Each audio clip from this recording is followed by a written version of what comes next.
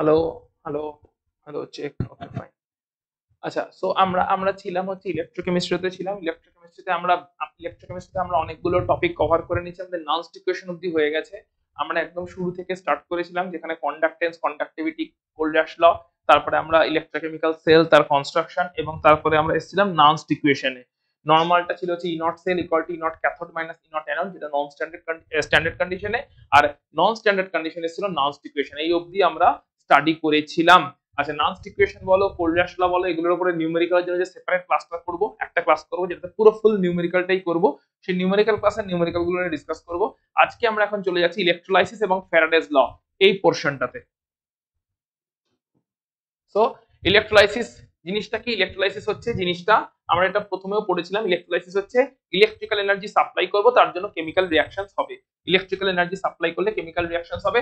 আমরা প্রথমে একটার জন্য সেটআপটা দেখে নিচ্ছি, তারপর এগুলো থেকে আর সেটআপটা দেখবো না, পুরো ইকুয়েশনসে চলে যাব। সো মল্টেন সোডিয়াম ক্লোরাইড, ঠিক আছে, সোডিয়াম ক্লোরাইড যেটা কিনা মল্টেন কন্ডিশনে আছে।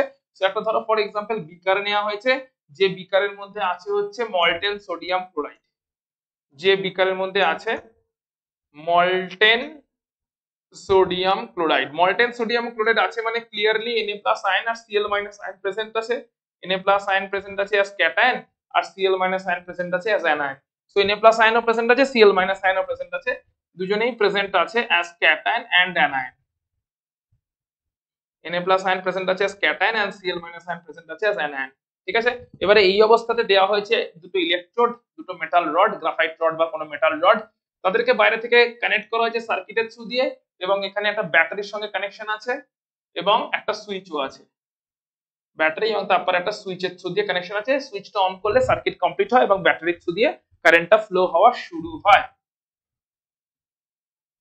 কারেন্টটা ফ্লো হওয়া শুরু হয়। এই হচ্ছে আমার টোটাল সার্কিট। সো মেটালের থ্রু দিয়ে সার্কিট আছে, এটা ব্যাটারি। ব্যাটারি পজিটিভ এন্ডের সঙ্গে যে ইলেকট্রোডটা অ্যাটাচ থাকে তার চার্জ হয় পজিটিভ, এবং তাকে আমরা বলে থাকি ক্যাথোড, কারণ এখানে অক্সিডেশনটা হবে। আর ব্যাটারির নেগেটিভ এন্ডের সঙ্গে যে ইলেকট্রোডটা অ্যাটাচ থাকে তার চার্জ হয় নেগেটিভ, এবং তাকে আমরা বলে থাকি অ্যানোড। তাকে আমরা বলে থাকি অ্যানোড। তাহলে ব্যাটারি পজিটিভ এন্ডের সঙ্গে অ্যাটাচ ইলেকট্রোড ক্যাথোড, তার চার্জ পজিটিভ। ব্যাটারির নেগেটিভ এন্ডের সঙ্গে অ্যাটাচ ইলেকট্রোড, ব্যাটারির নেগেটিভ এন্ডের সঙ্গে, সরি সরি ভুল হয়ে গেল, দাঁড়াও। ব্যাটারি, দাঁড়াও এক মিনিট। ব্যাটারির পজিটিভ এন্ডের সঙ্গে অ্যাটাচ ইলেকট্রোডটা হচ্ছে অ্যানোড, আর ব্যাটারির নেগেটিভ এন্ডের সঙ্গে অ্যাটাচ ইলেকট্রোডটা হচ্ছে ক্যাথোড। সো ব্যাটারির নেগেটিভ এন্ডের সঙ্গে যে ইলেকট্রোডটা অ্যাটাচ আছে তাকে আমরা বলছি ক্যাথোড, আর পজিটিভ এন্ডের সঙ্গে ইলেকট্রোড যেটা অ্যাটাচ আছে তার সেটাকে আমরা বলছি অ্যানোড। অ্যানোডে আমরা জানি অক্সিডেশন হয়, এন্ড ক্যাথোডে আমরা জানি রিডাকশন হয়। এটাই ক্যাথোড আর অ্যানোডের ডেফিনেশন। যে অ্যানোডে অক্সিডেশন হবে, তার পোটেনশিয়াল যাই হোক, এখানে ইলেকট্রোলাইসিস যখন হচ্ছে তখন অ্যানোডের চার্জ পজিটিভ, যখন ইলেকট্রোকেমিক্যাল সেল ছিল তখন অ্যানোডের চার্জ ছিল নেগেটিভ। কিন্তু যাই হোক না কেন, ক্যাথোডের চার্জ এখানে নেগেটিভ, যখন ক্যাথোড ইলেকট্রোকেমিক্যাল সেল ছিল ওখানে ক্যাথোড ছিল পজিটিভ। চার্জ যাই হোক, ডেফিনেশন ওয়াইজ অ্যানোডে অক্সিডেশন হবে, ক্যাথোডে রিডাকশন হবে। অক্সিডেশন কখন হবে? এই যে পজিটিভ চার্জ, এবার যখন আমি সুইচ অন করব, সুইচ যখনই অন করব সিচুয়েশনটা কি হবে? সুইচ যখনই অন করব তখন এখানে ক্যাটায়ন কে কি আছে? ক্যাটায়ন আছে হচ্ছে Na প্লাস। ক্যাটায়ন গুলো কোন দিকে যাবে? যেটা পজিটিভ ইলেকট্রোড সেই দিকে যাবে। পজিটিভ ইলেকট্রোড মানে অ্যানোডের দিকে যাবে, ক্যাটায়ন ক্যাথোডের দিকে যাবে। তাহলে তো এখানটা গন্ডগোল হয়ে গেছে। ধরো cation goes to cathode, cation যদি ক্যাথোডের দিকে যায় তাহলে ক্যাথোড, আচ্ছা আচ্ছা, ধরো ক্যাথোডটাতে থাকবে হচ্ছে আমাদের, ক্যাথোডটাতে থাকবে আমাদের ক্যাটায়ন গুলো ক্যাথোডে যায়। হ্যাঁ, ঠিকই আছে ঠিকই আছে। Cation goes to cathode, cation being, cation গুলো পজিটিভ তাই ওর নেগেটিভ ইলেকট্রোডের দিকে যাবে। নেগেটিভ ইলেকট্রোড মানে হচ্ছে ক্যাথোডের দিকে যাবে। নেগেটিভ ইলেকট্রোড মানে হচ্ছে ক্যাটায়ন গুলো যাবে কোন দিকে? ক্যাথোডের দিকে। আর অ্যানায়ন গুলো কোন দিকে যাবে? অ্যানোডের দিকে যাবে। অ্যানায়ন হচ্ছে Cl মাইনাস, কোন দিকে যাবে? পজিটিভ ইলেকট্রোডের দিকে যাবে, দ্যাট ইজ অ্যানোডের দিকে যাবে। অ্যানোডের দিকে যাবে। তাহলে সিচুয়েশনটা কি? Cation goes to cathode and anion goes to anode. তাহলে ক্যাথোডের রিঅ্যাকশনটা কি হবে? ক্যাথোডে ক্যাটায়ন গুলো যাবে, দিয়ে এখানে রিডাকশন হয়, সো ইলেকট্রন অ্যাকসেপ্ট করবে, দিয়ে সোডিয়াম মল্টেন মেটাল তৈরি করবে। অ্যানোডে অ্যানায়ন গুলো যাবে, দিয়ে সেখানে রিডাকশন হবে, ইলেকট্রন লস করবে, যে ক্লোরিন অ্যাটম তৈরি করবে, আর ক্লোরিন অ্যাটম গুলো মিলে আলটিমেটলি ক্লোরিন গ্যাস তৈরি করবে। তাহলে এই অবস্থাতে sodium being liquid, sodium plus electron accept করে সোডিয়াম মেটাল তৈরি করছে, আর Cl মাইনাস ইলেকট্রন লস করে ক্লোরিন অ্যাটম এবং সেখান থেকে ক্লোরিন গ্যাস তৈরি হচ্ছে। তাহলে এইভাবে নিয়েছিলাম মল্টেন NaCl, কিন্তু আলটিমেটলি কেমিক্যাল এনার্জি পাঠানোর জন্য কি হলো, কেমিক্যাল এনার্জি পাঠানোর জন্য NaCl এর ডিসোসিয়েশন হয়ে গেল, Na আলাদা হয়ে গেল, ক্লোরিন গ্যাস আলাদা হয়ে গেল। এটাই হচ্ছে ইলেকট্রোলাইসিস। এখানে রেডক্স রিঅ্যাকশনটা কেমন ভাবে হয়েছে, ইলেকট্রিসিটি পাস করানোর জন্য, ঠিক আছে, পজিটিভ চার্জ এবং নেগেটিভ চার্জের ব্যাটারি আছে, battery positive end and negative সুইচ আছে, তার থ্রু দিয়ে ইলেকট্রোডের থ্রু দিয়ে ইলেকট্রিসিটি পাস করানোর জন্য মল্টেন NaCl এর রেডক্স রিঅ্যাকশন হয়েছে। Na প্লাস এর তোমার রিডাকশন হয়েছে, Na প্লাস এর কি হয়েছে, রিডাকশন হয়েছে, ক্যাথোডে ওটা হয়, আর Cl মাইনাস এর অক্সিডেশন হয়েছে, অ্যানোডে ওটা হয়। তাহলে Na প্লাস এর রিডাকশন হয়েছে, ইলেকট্রন অ্যাকসেপ্ট করেছে, অক্সিডেশন রিডাকশন হয়েছে, ক্যাথোডে হয়, ক্যাথোডে Na প্লাস রিডাকশন হয়েছে, দিয়ে সোডিয়াম তৈরি করেছে, অ্যানোডে Cl মাইনাস এর অক্সিডেশন হয়েছে, দিয়ে ক্লোরিন গ্যাস তৈরি করেছে। এইভাবে রিডাকশন এবং অক্সিডেশনের থ্রু দিয়ে পুরো রেডক্স রিঅ্যাকশনটা হলো, এবং এই রেডক্স রিঅ্যাকশনটার ফলে কি হলো, আলটিমেটলি সোডিয়াম আর ক্লোরিন সেপারেট হয়ে গেল। তাহলে মল্টেন NaCl এর ডিসোসিয়েশন হয়ে গেল, তারা আলাদা হয়ে গেল। অর্থাৎ এখানে ইলেকট্রিসিটি পাস করেছিলাম, ইলেকট্রিক্যাল এনার্জি পাস করেছিলাম থ্রু দা ব্যাটারি, এবং তার জন্য কেমিক্যাল ডিসোসিয়েশন হয়ে গেল। অর্থাৎ এখানে ইলেকট্রিক এনার্জি কেমিক্যাল এনার্জিতে কনভার্ট হয়ে গেছে, এবং কনভার্সনটার সময় এইভাবে পুরো প্রসেসটা হয়েছে। ক্যাথোডে রিডাকশন হয়, যেখানে ক্যাটায়ন গুলো গিয়ে ইলেকট্রন অ্যাকসেপ্ট করে, আর অ্যানোডে অক্সিডেশন হয়, যেখানে অ্যানায়ন গুলো গিয়ে ইলেকট্রন লস করে, এবং তার ফলে ডিকম্পোজিশনটা হয় এবং কম্পোনেন্ট গুলো আলাদা হয়ে যায়। তো এটা ছিল মল্টেন NaCl এর সিচুয়েশন। অর্থাৎ আমরা ক্যাথোডে দেখতে পাবো হচ্ছে এখানে সোডিয়াম মেটাল জমছে, লিকুইড মেটাল জমছে, আর অ্যানোডে দেখতে পাবো অ্যানোড থেকে ক্লোরিন গ্যাসের বাবল তৈরি হচ্ছে, আর ক্যাথোডে সোডিয়াম লিকুইড মেটাল জমছে আলটিমেটলি। এটা আমাদের অবজারভেশন থাকবে, কারণ ক্যাটায়ন গুলো ক্যাথোডে গেছিল আর অ্যানায়ন গুলো অ্যানোডে যায়। ক্যাটায়নের চার্জ পজিটিভ, সে ক্যাথোডে যায় যেখানে কিনা নেগেটিভ চার্জ আছে, আর অ্যানায়ন গুলো অ্যানোডে যায়, অ্যানায়নের চার্জ নেগেটিভ, সে সেদিকে যায় যেখানে কিনা পজিটিভ চার্জ আছে, অ্যানোডে যায়। দি অ্যানোড থেকে ক্লোরিন গ্যাসের বাবল বেরোতে দেখা যায়, আর ক্যাথোডের গায়ে সোডিয়াম লিকুইড মেটাল জমে থাকতে দেখা যায়। এটা ছিল পুরো ইলেকট্রোলাইসিস সিচুয়েশনটা।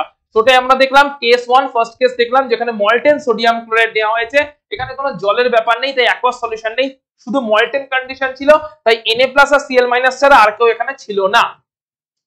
আমরা নেক্সট দেখছি aqueous dilute sodium chloride solution. Sodium ক্লোরাইডের সলিউশন নিয়েছি, কিন্তু এখন অ্যাকুয়াস সলিউশন নিয়েছি, ঠিক আছে, সোডিয়াম ক্লোরাইডেরই অ্যাকুয়াস সলিউশন নিয়েছি। তো সোডিয়াম ক্লোরাইডের অ্যাকুয়াস সলিউশন যখন নেব, তখন কে কে আছে, NaCl আছে অ্যাকুয়াস অবস্থায়, তার মানে সেখান থেকে ক্যাটায়ন তৈরি হচ্ছে Na প্লাস, অ্যানায়ন তৈরি হচ্ছে Cl মাইনাস। এছাড়া যেহেতু অ্যাকুয়াস কন্ডিশনে আছে, তাই সেখানে জলও আছে, জল থেকে ক্যাটায়ন তৈরি হচ্ছে H প্লাস, এন্ড জল থেকে অ্যানায়ন তৈরি হয়েছে OH মাইনাস, ঠিক আছে। তাহলে ক্যাটায়ন তৈরি হচ্ছে, অ্যানায়ন তৈরি হচ্ছে। তাহলে এবারে ক্যাথোডে কারা কারা যাবে, ক্যাথোডে যাওয়ার জন্য যে ক্যাটায়ন গুলো কম্পিটিশন করবে সেটা হচ্ছে Na plus and H plus. অ্যানোডে যাওয়ার জন্য যারা যারা কম্পিটিশন করবে তারা হচ্ছে Cl minus and OH minus. অ্যানোডে যাওয়ার জন্য কম্পিটিশন করবে Cl minus and OH minus. এদের মধ্যে এখন কম্পিটিশন হবে, কারণ এখন একটা ক্যাটায়ন একটা অ্যানায়ন নেই, এখন দুটো করে ক্যাটায়ন আছে, দুটো করে অ্যানায়ন আছে। এবারে ক্যাথোডে গিয়ে রিডাকশনটা কার হবে, রিডাকশনটা হবে হচ্ছে H প্লাসের, H প্লাসের রিডাকশনটা হবে। তার কারণটা কি, কারণ H প্লাসের রিডাকশন পটেনশিয়াল বেশি, রিডাকশনটা তারই হবে যার রিডাকশন পটেনশিয়াল বেশি। অর্থাৎ H প্লাসের রিডাকশন পটেনশিয়াল, ইলেকট্রোকেমিক্যাল সিরিজ যদি ফলো করা হয়, H প্লাসের reduction potential is more than Na প্লাসের রিডাকশন পটেনশিয়াল।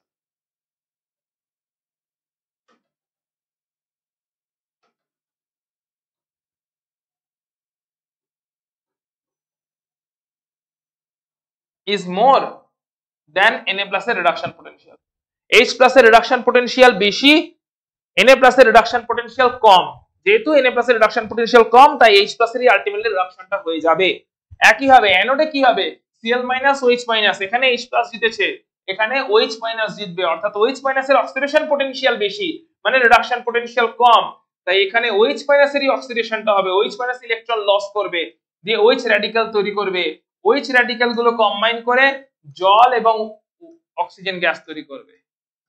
জল এবং অক্সিজেন গ্যাস তৈরি করবে। মানে এইখান থেকে আমরা কি বুঝলাম, যখন কম্পিটিশন হবে,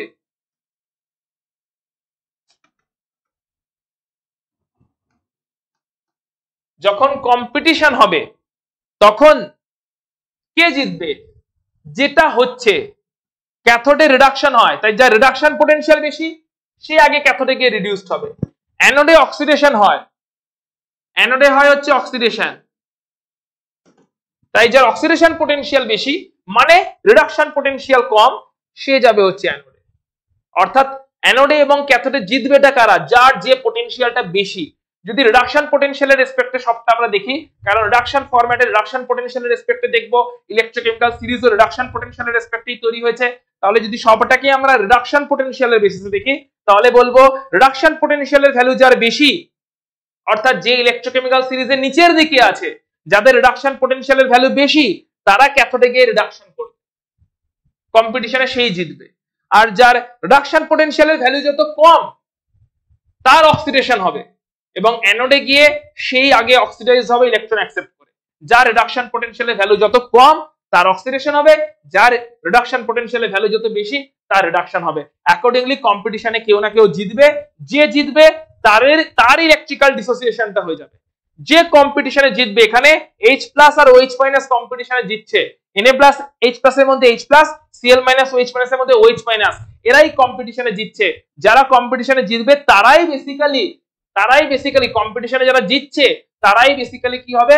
ডিসোসিয়েট হয়ে যাবে। তাই H+ থেকে হাইড্রোজেন গ্যাস তৈরি হচ্ছে আলটিমেটলি, আর OH- থেকে অক্সিজেন গ্যাস তৈরি হচ্ছে আলটিমেটলি, মানে এরা ডিসোসিয়েট হয়ে গেছে, ওয়াটারটা ডিসোসিয়েট হয়ে গেছে। ক্লিয়ারলি Na+ Cl- সলিউশনে এখনো অ্যাকুয়াস সলিউশনের মধ্যে এখনো রয়ে গেছে, Na+ Cl- অ্যাকুয়াস সলিউশনে আছে, ওর ডিসোসিয়েশন এখনো হয়নি। ওর ডিসোসিয়েশন শুরু হবে আগে সমস্ত H+ এইভাবে হাইড্রোজেন তৈরি করে আউট হয়ে যাবে, সমস্ত OH- এইভাবে অক্সিজেন তৈরি করে আউট হয়ে যাবে, তারপরে হয়তো Na+ আর Cl- এর ডিসোসিয়েশনটা শুরু হবে। মানে সব H+ শেষ হওয়ার পরে Na+ চান্স পাবে রিডিউসড হওয়ার, সব OH- শেষ হয়ে যাওয়ার পরে Cl- চান্স পাবে রিডিউসড হওয়ার, অক্সিডাইজড হওয়ার। তাই যতক্ষণ ওরা চান্স না পাচ্ছে ততক্ষণ ওরা স্পেকটেটর আয়ন হিসেবে রয়ে যাবে, ওরা খালি দেখবে, স্পেকটেটর আয়ন হিসেবে রয়ে যাবে, ওরা পার্টিসিপেট করতে পারবে না রিডক্স রিঅ্যাকশনটাতে, কারণ রিডক্স রিঅ্যাকশনতে H+ আর OH- পার্টিসিপেট করে বেরিয়ে যাচ্ছে। সেটা হয়ে গেল একটা সেকেন্ড কেস। থার্ড কেস, আচ্ছা, aqueous concentrated sodium chloride solution. Sodium ক্লোরাইডের এখন বলছে কনসেন্ট্রেটেড সলিউশন আছে, এখন কি হবে?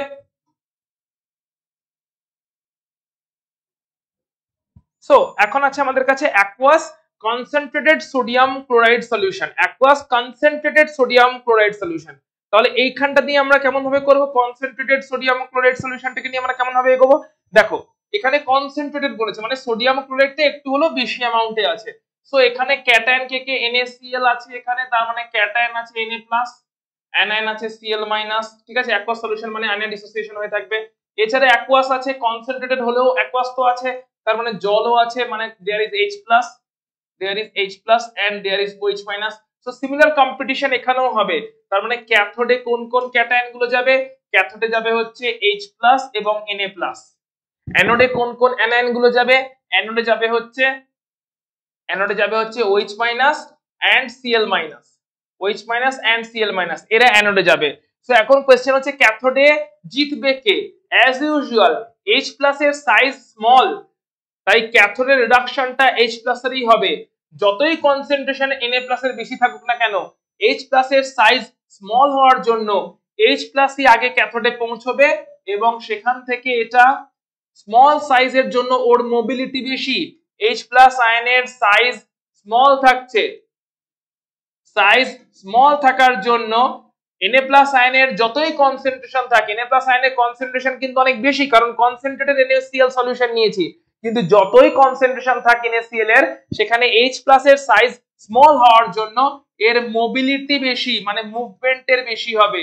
আর মোবিলিটি বেশি হওয়ার জন্য যেহেতু H+ এর রিডাকশন পোটেনশিয়ালের ভ্যালুটা বেশি, তাই ওই আগে রিডিউসড হয়ে যাবে।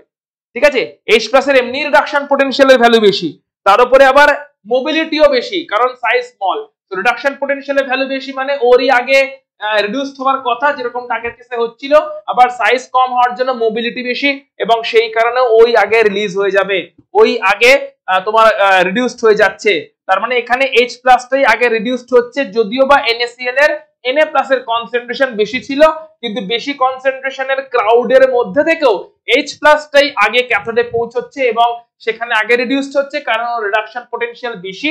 আবার Na প্লাসের ক্রাউডটার থেকে ও সাইজ স্মল হওয়ার জন্য সেই ক্রাউডের মাঝখান দিয়ে ওর মোবিলিটি বেশি হয়ে যাচ্ছে এবং সেই কারণে ক্যাথোড অবধি পৌঁছে যাচ্ছে ইজিলি, এবং ক্যাথোড অবধি ইজিলি পৌঁছে যাওয়ার জন্য ওরই আগে রিডাকশনটা হয়ে যাচ্ছে।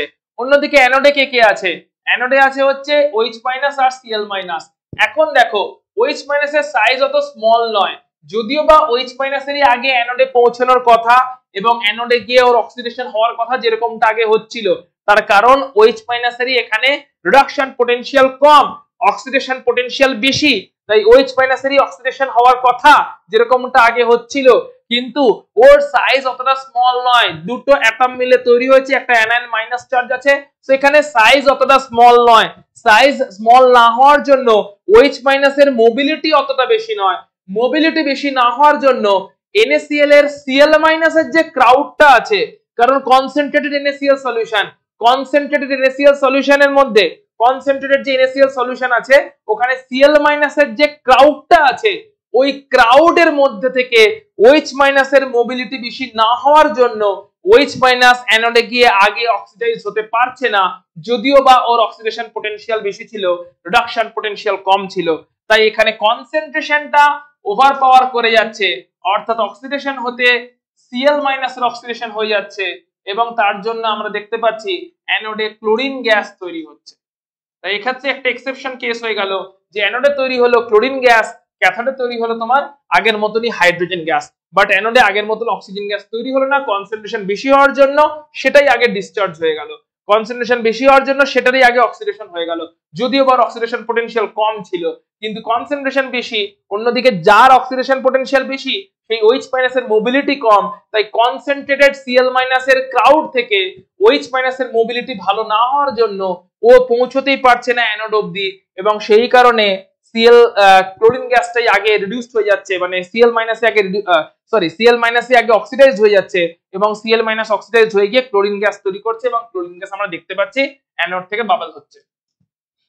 পরেরটা কি বলছে? অ্যাসিডিফাইড ওয়াটার। এটা পারা উচিত, এটাতে বলার কিছু নেই। অ্যাসিডিফাইড ওয়াটার মানে নরমাল ওয়াটার আছে আর অ্যাসিড হিসাবে হয়তো H+ বা HCl বা H2SO4 কি আছে, সো ওয়াটার আছে মানে H+ and OH- আছে, আর তোমার অ্যাসিড আছে মানে ধরলাম H2SO4 যদি থেকে থাকে তাহলে সেখান থেকে H+ এবং SO4 2- আছে।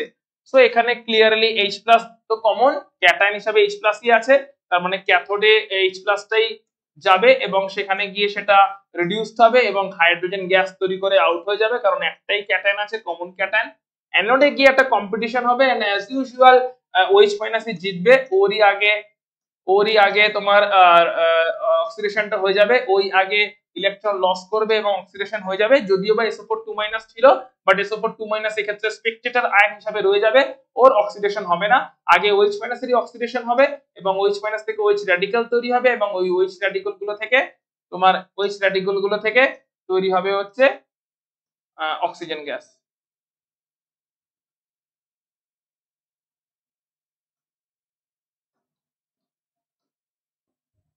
OH র্যাডিক্যাল থেকে তৈরি হবে অক্সিজেন গ্যাস।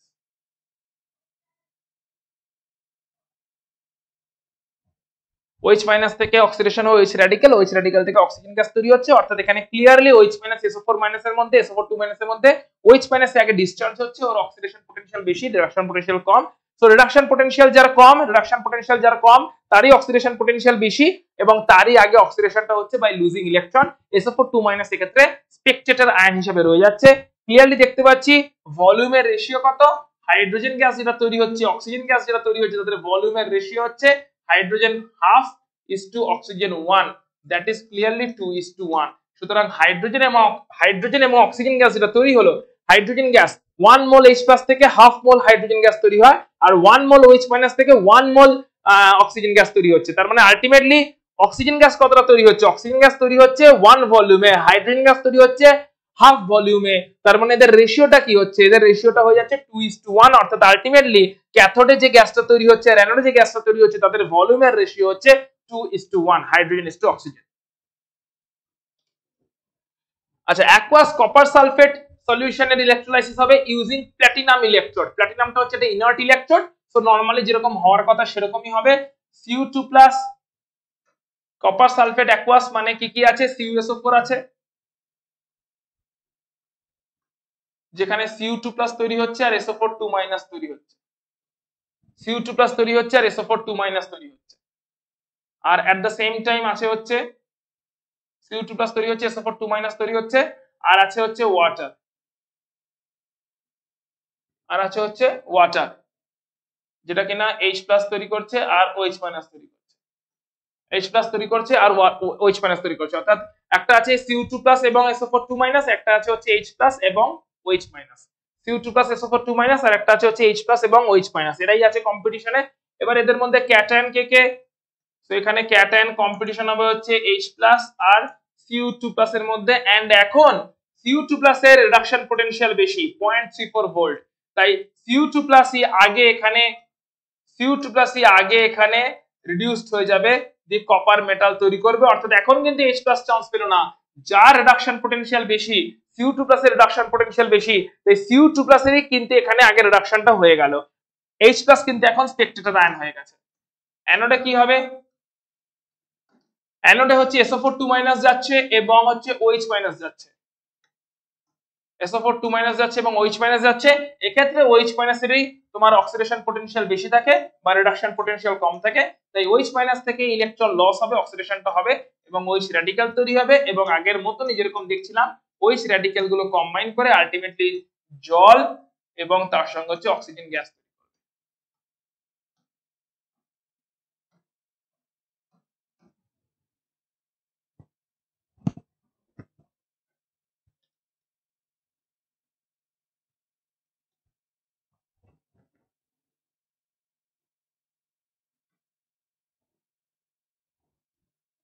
জল এবং অক্সিজেন গ্যাস তৈরি করবে।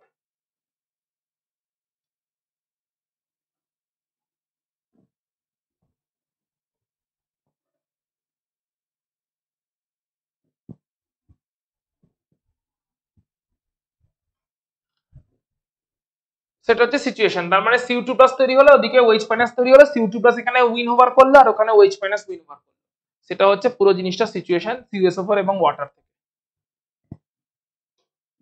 এখানে ইনার্ট ইলেকট্রোড ছিল, অর্থাৎ ইলেকট্রোডের কোনো পার্টিসিপেশন ছিল না। এখন দেখছি aqueous copper sulphate solution using copper electrode.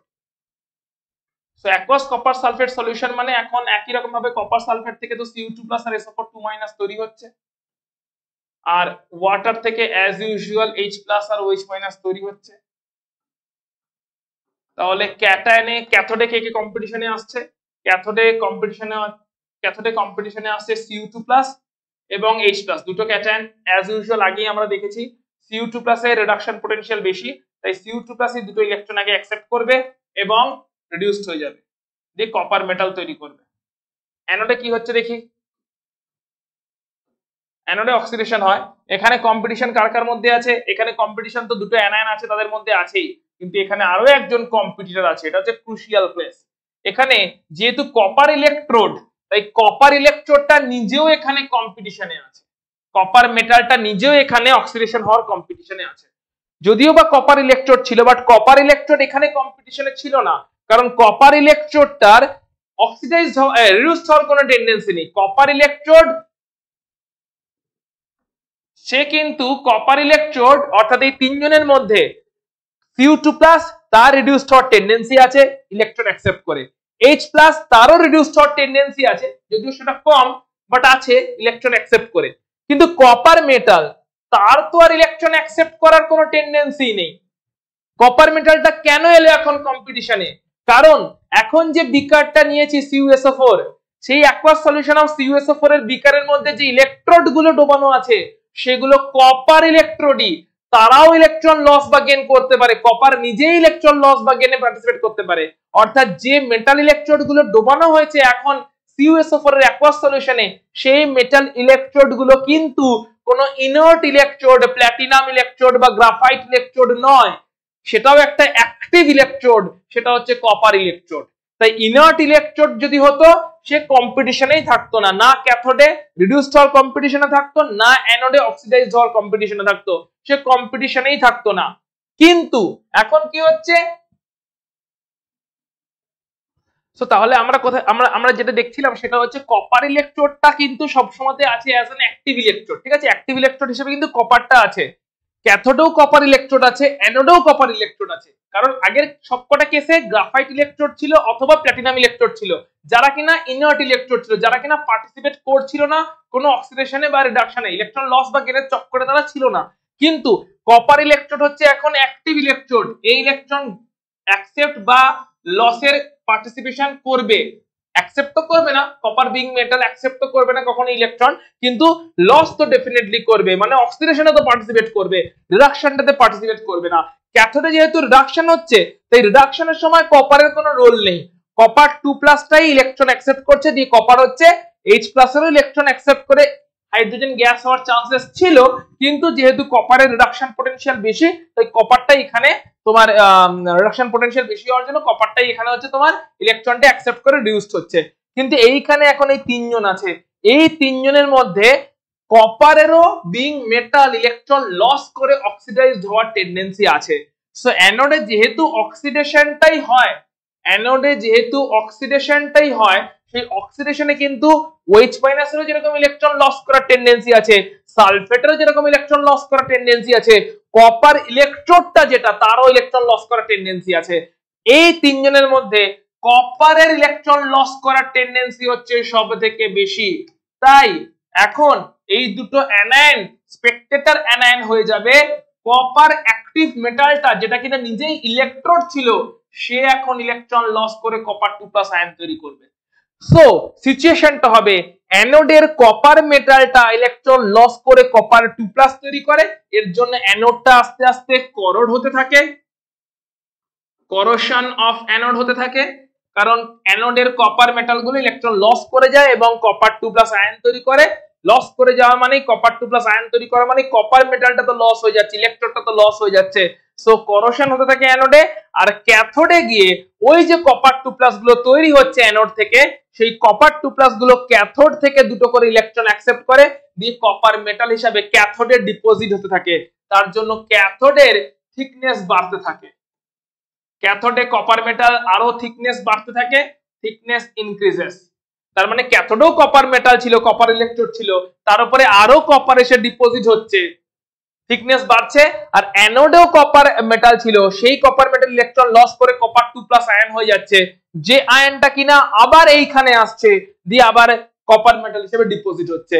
তাই অ্যানোডটা আস্তে আস্তে করোড হয়ে যাচ্ছে, কপার অ্যাটম গুলো কপার 2+ তৈরি হয়ে যাচ্ছে, তাই কপার মেটালটা আস্তে আস্তে করোড হয়ে যাচ্ছে, কপার ইলেকট্রোডটা আস্তে আস্তে করোশন হয়ে যাচ্ছে, নষ্ট হয়ে যাচ্ছে, শেষ হয়ে যাচ্ছে, আর ওই কপার 2+ আয়ন গুলো ক্যাথোডে গিয়ে ডিপোজিট হচ্ছে, দিয়ে কপার মেটাল তৈরি হচ্ছে, এবং এই কপার মেটাল গুলো ক্যাথোডে জমে জমে কপারটাকে আরো ডিপোজিট করাচ্ছে, অর্থাৎ থিকনেস বাড়ছে এই ক্যাথোডটা। সো আমরা 5টা কেস দেখে নিলাম যেখানে আমরা দেখতে পেলাম ইলেকট্রোলাইসিসের ফলে ক্যাথোডে রিডাকশনটা কেমন করে হচ্ছে, এবং যখন কম্পিটিশন থাকছে তখন যা রিডাকশন পটেনশিয়াল বেশি সেই রিডিউসড হচ্ছে ক্যাথোডে, এবং অ্যানোডে অক্সিডেশনটা হচ্ছে কেমন করে, এবং সেখানে যখন কম্পিটিশন থাকছে তখন যা রিডাকশন পটেনশিয়াল কম সেই কিনা অক্সিডাইজ হয়ে যাচ্ছে অ্যানোডে, এবং এই সিচুয়েশনে যারা কম্পিটিশনে হেরে যাচ্ছে তারা বেসিক্যালি স্পেকটেটর আয়ন হিসেবে রয়ে যাচ্ছে, তারা খালি দেখছে অন্যরা রিডক্স রিঅ্যাকশনে পার্টিসিপেট করছে, এবং অ্যাকর্ডিংলি রিডক্স রিঅ্যাকশনের ফলে ক্যাথোডে কোনো প্রোডাক্ট তৈরি হচ্ছে এবং অ্যানোডে কোনো প্রোডাক্ট তৈরি হচ্ছে, যাই তৈরি হোক না কেন আলটিমেটলি কোনো না কোনো কম্পাউন্ডে ডিসোসিয়েশন হচ্ছে। এইভাবে ইলেকট্রোলাইসিসের ফলে আমরা ইলেকট্রিক এনার্জি সাপ্লাই করি এবং ডিসোসিয়েশন, কেমিক্যাল ডিসোসিয়েশন হয়ে থাকে, অর্থাৎ কেমিক্যাল এনার্জিতে ইলেকট্রিক্যাল এনার্জিটা যেটা ব্যাটারির থ্রু দিয়ে আসছে সেটা কনভার্ট হয়ে যাচ্ছে। এবারে আমরা এখন দেখতে চলেছি ফ্যারাডেজ ল, অর্থাৎ ফ্যারাডেজ লটা হচ্ছে এই পুরো যে ইলেকট্রোলাইসিসটা পড়লাম এর একটা কোয়ান্টিটেটিভ অ্যাপ্রোচ। কোয়ালিটি ওয়াইজ আমরা পড়লাম, কোয়ালিটেটিভ অ্যাপ্রোচটা ছিল এতক্ষণ ইলেকট্রোলাইসিসের যে থিওরিগুলো ডিসকাস করলাম। এবারে আমরা দেখতে পেলাম প্রত্যেক ক্ষেত্রে ক্যাথোডে কোনো না কোনো মেটাল ডিপোজিট হচ্ছে, অ্যানোডেও কখনো কখনো কোনো না কোনো মেটাল ডিপোজিট হচ্ছে, মেইনলি তবে ক্যাথোডে ক্যাটায়ন গুলো ক্যাথোডে যাচ্ছে, দিয়ে ক্যাটায়ন গুলো ইলেকট্রন গেইন করছে, দিয়ে মেটাল ফর্মে ডিপোজিট হচ্ছে, অর্থাৎ ক্যাথোডে যে মেটাল গুলো ডিপোজিট হচ্ছে কতটা করে মেটাল ডিপোজিট হবে তার কোয়ান্টিটেটিভ অ্যাপ্রোচটাই আমরা ফ্যারাডেজ ল থেকে দেখব। ব্যাটারির থ্রু দিয়ে কতটা ইলেকট্রিসিটি সাপ্লাই করলে, ব্যাটারির থ্রু দিয়ে কত অ্যাম্পিয়ার ইলেকট্রিসিটি কতক্ষণের জন্য সাপ্লাই করলে, কতটা কুলম্ব চার্জ সাপ্লাই করলে ব্যাটারির থ্রু দিয়ে, তার জন্য কতটা ইলেকট্রিসিটি প্রবাহিত হয়, কতটা ইলেকট্রিসিটি ফ্লো করে, এবং তার ফলে অর্থাৎ ব্যাটারিতে কত চার্জ ফ্লো করলে, ব্যাটারির থ্রু দিয়ে কত চার্জ ফ্লো করলে, কত অ্যাম্পিয়ার কারেন্ট ফ্লো করলে, কতক্ষণের জন্য ফ্লো করলে, তাতে ক্যাথোডে কতটা মেটাল ডিপোজিট হবে, কত গ্রাম মেটাল ডিপোজিট হবে, সেই রিলেশনটা এস্টাবলিশ করে ফ্যারাডেজ ল। সো ফ্যারাডেজ ল বলছে যদি W gram of the substance is deposited passing Q coulombs of electricity, মানে কিউ কুলম্ব ইলেকট্রিসিটি পাস করেছি, চার্জ পাস করেছি, তার জন্য W এতটা গ্রাম সাবস্টেন্স ডিপোজিট হয়েছে ক্যাথোডে, তাহলে W প্রপোর্শনাল টু Q এবং W is equal two Z into Q। আবার Q ইজ ইকুয়াল টু হচ্ছে অ্যাম্পিয়ার কারেন্ট ফ্লো করেছে I ইনটু টাইম T, অর্থাৎ Q is equal two I into T, তার মানে W is equal two হচ্ছে Z into Q is equal two Z into I into T, যেখানে Z টাকে বলা হয় ইলেকট্রোকেমিক্যাল ইকুইভ্যালেন্ট, ইলেকট্রোকেমিক্যাল ইকুইভ্যালেন্ট যেটা একটা proportionality constant. W is proportional to Q, W proportional to Q এবং তার জন্য W is proportional to W is equal to Z into Q, Q টা চার্জ, W টা গ্রাম, আর Z টা হচ্ছে electrochemical equivalent of that particular metal. ঠিক আছে, Q হচ্ছে আবার I into T, so W is equal to হচ্ছে Z into I into T। যদি Q এখন 1 কুলম্ব হয়, I যদি 1 অ্যাম্পিয়ার হয় এবং T যদি 1 সেকেন্ড হয়, অর্থাৎ সবকটার ভ্যালু 1 পুট করে দিলাম, তাহলে দাঁড়ায় W is equal to Z, অর্থাৎ যতটা মাস যখন 1 অ্যাম্পিয়ার কারেন্ট 1 সেকেন্ডের জন্য 1 অ্যাম্পিয়ার কারেন্ট 1 সেকেন্ডের জন্য ফ্লো করছে, that is 1 coulomb charge flow করে যাচ্ছে, তখন যতটা মাস ডিপোজিট হয় সেই ডব্লিউটাই হচ্ছে ইলেকট্রোকেমিক্যাল ইকুইভ্যালেন্ট Z। এটা হচ্ছে ফ্যারাডেজ ফার্স্ট ল এর ম্যাথমেটিক্যাল এক্সপ্রেশন। লটা স্টেটমেন্টটা লেখা আছে, ওটা মনে রাখতে হবে। সেকেন্ড লটা কি বলতে চাইছে, যে যখন অনেকগুলো ইলেকট্রোলাইট প্যারালালি কানেক্টেড আছে, সিরিজে কানেক্টেড আছে, সিরিজ কানেকশনস প্যারালাল কানেকশনস যেটা ফিজিক্সে পড়েছো সেই অনুযায়ী প্যারালালি কানেক্টেড আছে অনেকগুলো ইলেকট্রোলাইট। AgNO3 একটা ইলেকট্রোলাইট কানেক্টেড আছে, CuSO4 ইলেকট্রোলাইট কানেক্টেড আছে, তারপর হচ্ছে H2SO4 ইলেকট্রোলাইট কানেক্টেড আছে। সো অনেকগুলো ইলেকট্রোলাইট সেপারেটলি বিকারে, এই ইলেকট্রোলাইটটা একটা বিকারে, বি ইলেকট্রোলাইট আর একটা বিকারে, সি ইলেকট্রোলাইট আর একটা বিকারে। সো সেপারেট বিকারে সেপারেট ইলেকট্রোলাইট যখন কানেক্টেড আছে, সেপারেট বিকারে সেপারেট ইলেকট্রোলাইট যখন কানেক্টেড আছে, এই অবস্থায় কি হচ্ছে, যখন সেপারেট বিকারে সেপারেট ইলেকট্রোলাইট কানেক্টেড আছে এবং সেটা প্যারালাল বা সিরিজ কানেকশনে আছে, তখন যখন পুরোটা থ্রু দিয়ে, পুরো কানেকশনটা থ্রু দিয়ে যখন আমরা কিউ কুলম্ব চার্জ ফ্লো করাচ্ছি, I ampere charge for T time, that is I into T, that is Q coulomb charge flow হচ্ছে পুরো সিরিজটা থ্রু দিয়ে, সিরিজে কানেক্টেড তিনটে ইলেকট্রোলাইটের সলিউশন বা চারটি ইলেকট্রোলাইটের সলিউশন, তাদের পুরোটা থ্রু দিয়ে সিরিজে কানেক্টেড আছে। এইভাবে যখন এই অবস্থায় যখন আমরা কারেন্ট ফ্লো করাচ্ছি, তখন বলছে for example when current is passed through two electrolyte solution, দুটো ইলেকট্রোলাইট সলিউশন আছে, তাদের থ্রু দিয়ে কারেন্ট পাস করছে। একটা ইলেকট্রোলাইট সলিউশন হচ্ছে কপার সালফেটের, অন্য ইলেকট্রোলাইট সলিউশনটা হচ্ছে সিলভার নাইট্রেটের। তাহলে একটা কপার সালফেটের ইলেকট্রোলাইট সলিউশন, একটা সিলভার নাইট্রেটের ইলেকট্রোলাইট সলিউশন, দুটো ইলেকট্রোলাইট সলিউশনকে সিরিজ বা সিরিজ কানেকশনের থ্রু দিয়ে দুটো যে ইলেকট্রোলাইট সলিউশন আছে সেই ইলেকট্রোলাইট সলিউশন দুটোকে সিরিজ কানেকশনের থ্রু দিয়ে কানেক্ট করা আছে ব্যাটারির সঙ্গে, দ্যাট ইজ ইলেকট্রিসিটি সোর্সের সঙ্গে। এই অবস্থাতেও ক্যাথোডে কপার ডিপোজিট হবে, যেটাতে কপার সালফেট ইলেকট্রোলাইট আছে তার ক্যাথোডে কপার ডিপোজিট হবে, আর যেখানে সিলভার নাইট্রেট ইলেকট্রোলাইট আছে তার ক্যাথোডে Ag+ ডিপোজিট হবে। তাহলে বলছে mass of copper deposited, weight of copper deposited, কতটা কপার ডিপোজিট হলো, divided by weight of silver deposited, দুটো আলাদা আলাদা ডিপোজিট হচ্ছে কিন্তু, অর্থাৎ একটা বিকার আছে যেখানে কপার সালফেট আছে, একটা বিকার আছে সিলভার নাইট্রেট আছে, দুটো সলিউশনের থ্রু দিয়েই তাদেরকে সিরিজে কানেক্ট করেছি, দিয়ে দুটো থ্রু দিয়ে আমি কমনলি একটা ইলেকট্রিসিটি পাস করিয়েছি, কিউ কুলম্ব চার্জ বা I ampere charge for T time pass করিয়েছি। এই অবস্থায় কপার সালফেট যে ইলেকট্রোলাইটটা আছে যে বিকারে, ওই বিকারের ক্যাথোডে কপার মেটাল ডিপোজিট হচ্ছে, আবার সিলভার নাইট্রেট আছে যে বিকারে, সেই বিকারে সিলভার প্লাস থেকে সিলভার ডিপোজিট হচ্ছে ক্যাথোডে। তাহলে একটা বিকারে ডিপোজিট হচ্ছে কপার এট দ্য ক্যাথোড, অন্য বিকারে ডিপোজিট হচ্ছে সিলভার এট দ্য ক্যাথোড। তাহলে যতটা করে মাস তাদের ডিপোজিট হলো, সেই রেশিওটা ইজ ইকুয়াল টু হবে equivalent weight of copper divided by equivalent weight of silver. অর্থাৎ আমরা এটা শর্টে লিখতে পারি mass of copper by mass of silver is equal to equivalent weight of copper by equivalent weight of silver.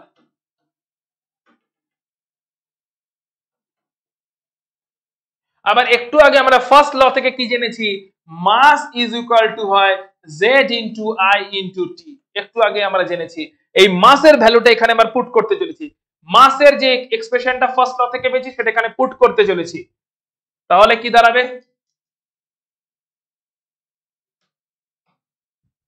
তাহলে দাঁড়াবে হচ্ছে WCU মাস অফ CU তার জায়গায় পুট করছি z into it by mass of silver তার জায়গায় put করছি z into it is equal to equivalent weight of copper by equivalent weight of silver, equivalent weight of copper by equivalent weight of silver. ঠিক আছে, তাহলে it cancel out হয়ে গেল, তাহলে দাঁড়াচ্ছে z of copper electrochemical equivalence of copper by electrochemical equivalence of silver is equal to equivalent weight of copper by equivalent weight of silver। অর্থাৎ বলতে পারি electrochemical equivalence is proportional to equivalent weight, and এখান থেকে একটা constant আসবে, that is z equal to e into 1 by f, that is এসে গেল Faraday, f টা যেখানে ফ্যারাডে, তো z equal to e into 1 by f, এটা আমরা একটা রিলেশন পেয়ে গেলাম। অর্থাৎ z by e by z equal to 1 Faraday. এখান থেকে কি বলতে পারি, এখান থেকে বলতে পারি যে e by z is equal to 1 Faraday. 1 Faraday যেটা আমরা এর আগেও করেছি, 1 ফ্যারাডের অ্যাপ্লিকেশন করেছি, যেটা ভ্যালু কিনা 96500 কুলম্ব, সেটা কেমন করে পাচ্ছি, e by z equal to 1 Faraday, এখান থেকে আমরা সেটা পাচ্ছি। So z is proportional to e, এবং তার মানেই হচ্ছে z is equal to e into 1 by f, 1 by f টা প্রপোর্শনালিটি কনস্ট্যান্ট হিসেবে এলো, এবং সেটা হচ্ছে e by z is equal to 1 Faraday. সেই রিলেশন গুলো ইউজ করতে হবে। এর সঙ্গে আমরা দেখে নিই আর কি জিনিসটা ইউজ করতে হবে। আর একটা কি জিনিস জানছি, সেটা হচ্ছে আরো একটা জিনিস আমরা জানতে পারবো, q হচ্ছে total number of electron into 1 Faraday.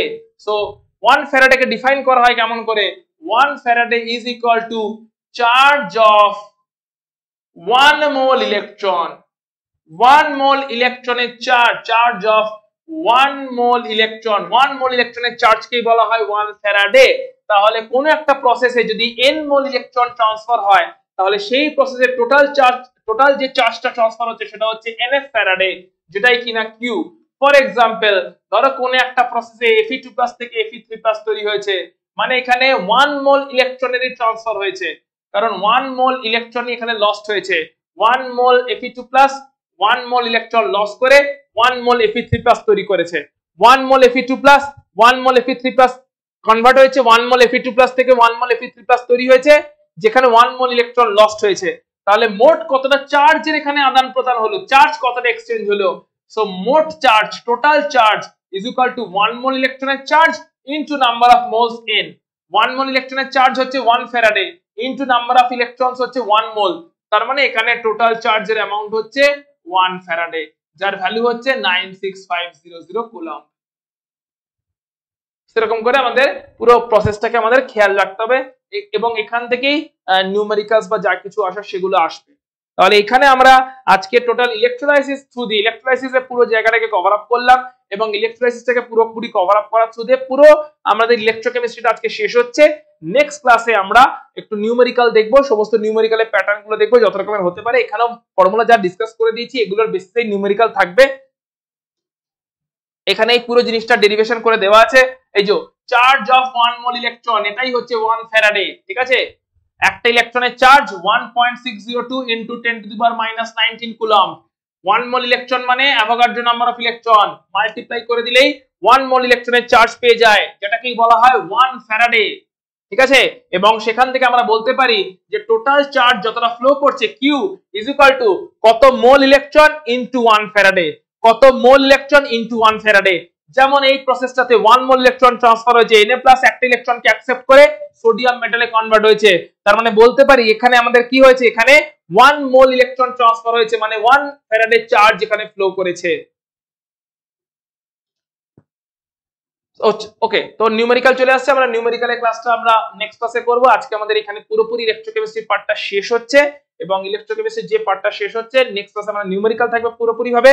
ভালো করে ইলেকট্রোকেমিস্ট্রি পড়তে থাকো, পুরো জিনিসটা কভার আপ হয়ে গেল। এরপরে নিউমেরিক্যালটা হয়ে গেলে আমরা নেক্সট চ্যাপ্টারে অ্যালডিহাইড কিটোন কার্বক্সিলিক অ্যাসিডে শিফট করে যাব। তো ভালো করে চ্যাপ্টারটা গো থ্রু করে নিও, শেষ করে নিও।